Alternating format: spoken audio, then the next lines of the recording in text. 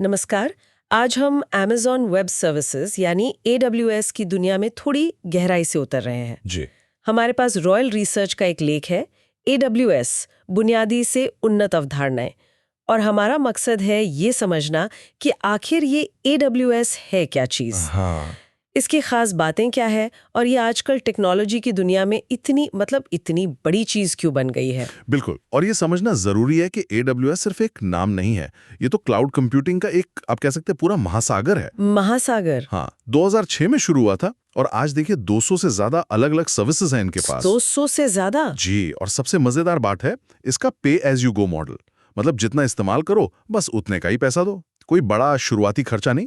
हाँ, ये पे एज यू गो वाला फंडा सुनने में तो बहुत अच्छा लगता है, खासकर छोटे बिजनेसेस या फिर जो नए स्टार्टअप्स हैं, उनके लिए तो ये बहुत काम का होगा। बिल्कुल। अच्छा, चलिए इसकी कुछ खास जो कोर सर्विसेज हैं, उनको समझते हैं। शुरुआत कंप्यूट से करें। मैंने सुना है EC2 बहुत पॉपुलर है। हाँ, EC2 मतलब इलास्टिक कंप्यूट क्लाउड। आप यूं समझिए कि जैसे आप क्लाउड में जरूरत के हिसाब से वर्चुअल सर्वर किराए पर ले रहे हैं। अच्छा, वर्चुअल सर्वर। जी, वेबसाइट चलानी हो, कोई एप्लीकेशन होस्ट करनी हो, सब कुछ। लेकिन इससे भी ज्यादा दिलचस्प है लैम्डा। लैम्डा? हाँ, लैम्डा सर्वरलेस है। मतलब आपको सर्वर की चिंता ही नहीं करनी, बस अपना कोड डालिए और वो जरूरत पड़ने पर अपने आप चलेगा। अरे वाह, मतलब सर्वर मैनेज करने का झंझट ही खत्म। बिल्कुल, छोटे-मोटे काम या कोई इवेंट बेस्ड चीज हो, उसके लिए तो बेहतरीन है। ये तो काफी सुविधाजनक लगता है। अच्छा, कंप्यूट पावर तो मिल गई, पर ये जो सारा डेटा होगा वो रहेगा कहाँ? यहीं पे स्टोरेज सेवाएं आती होंगी, जैसे S3। सही पकड़ा। मैंने सुना है उसकी ड्यूरेबिलिटी तो कुछ 99.9999 बहुत सारे 9 है। ये आंकड़ा सच है या मजाक है? अने मजाक बिल्कुल नहीं, वो हकीकत है। S3 मतलब सिंपल स्टोरेज सर्विस वाकई बहुत भरोसेमंद है ऑब्जेक्ट स्टोरेज के लिए। ऑब्जेक्ट स्टोरेज मतलब आपकी फाइल्स, बैकअप्स, इमेजेस, वीडियोस, सब कुछ। फिर है EBS, इलास्टिक ब्लॉक स्टोर। यह आपकी EC2 सर्वर के लिए हार्ड ड्राइव जैसा है। अच्छा, जैसे कंप्यूटर की हार्ड ड्राइव? हाँ बिल्कुल, और अगर डेटा ऐसा है जिसे रोज नहीं देखना, बस संभाल कर आर्काइव करके रखना है, तो उसके लिए ग्लेशियर है। बहुत सस्ता पड़ता है। अच्छा, तो हर जरूरत के लिए अलग उपाय है स्टोरेज में भी? जी हाँ। सही है, स्टोरेज का भी इंतजाम हो गया। अब ये सब जो डेटा और एप्लीकेशंस हैं, इनको तेजी से और सुरक्षित तरीके से लोगों तक पहुंचाना भी तो होगा। यहाँ नेटवर्किंग का क्या रोल है? मैंने क्लाउड फ्रंट का नाम सुना है, कहते हैं नेटफ्लिक्स जैसी बड़ी कंपनियां भी इस्तेमाल करती हैं। बिल्कुल, क्लाउड फ्रंट एक CDN है, कंटेंट डिलीवरी नेटवर्क। CDN? हाँ, ये क्या करता है कि आपकी वेबसाइट या ऐप का जो कंटेंट है, उसे दुनिया भर में फैले Amazon के सर्वरों पर कॉपी कर देता है। अच्छा। तो यूजर को डेटा उसके सबसे नजदीकी सर्वर से मिलता है।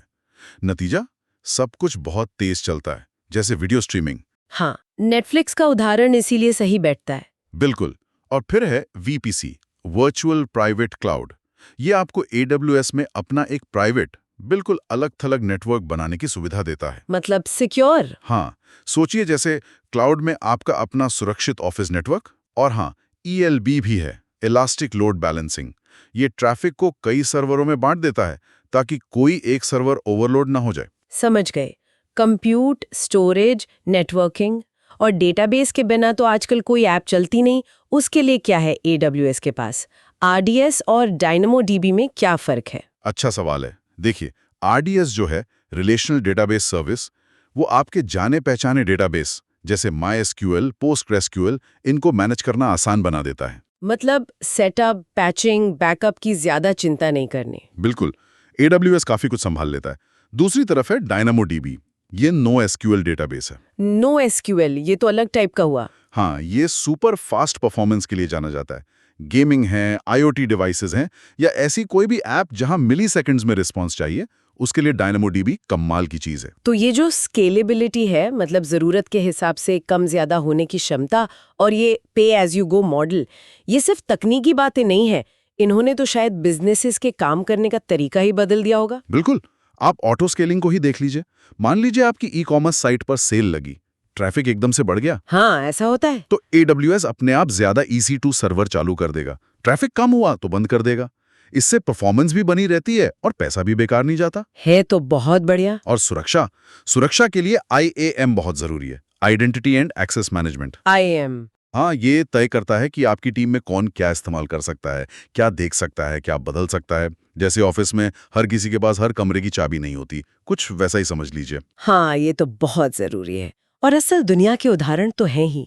आपने नेटफ्लिक्स का नाम लिया, एपिक गेम्स का फोर्टनाइट, वो भी AWS पर ही चलता है।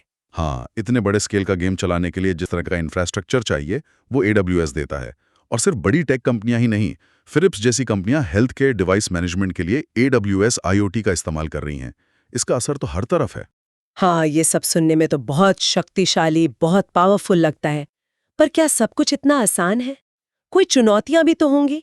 मुझे लगता है इतनी सारी सेवाएं हैं, इनको सीखने में तो वक्त लगता होगा। आपने बिल्कुल सही पॉइंट उठाया। सबसे बड़ी चुनौती शायद यही है, सेवाओं की विशाल संख्या। मतलब 200 से ज़्यादा सेवाएं हैं। बाप रे। तो कहाँ से शुरू करें, कौन सी सेवा किस काम के लिए बेस्ट है, ये समझना शुरू में थोड़ा मुश्किल हो सकता है।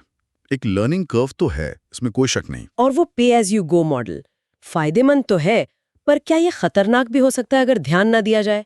मतलब अगर मॉनिटरिंग ठीक से ना हो तो बिल अचानक बहुत ज्यादा आ सकता है। बिल्कुल, ये एक दोधारी तलवार है। अगर आप लगातार नज़र नहीं रखेंगे कि कौन सी सर्विस कितना इस्तेमाल हो रही है, कहीं रिसोर्स बेकार तो नहीं चल रहे हैं, तो महीने के अंत में बिल देखकर झटका लग सकता है।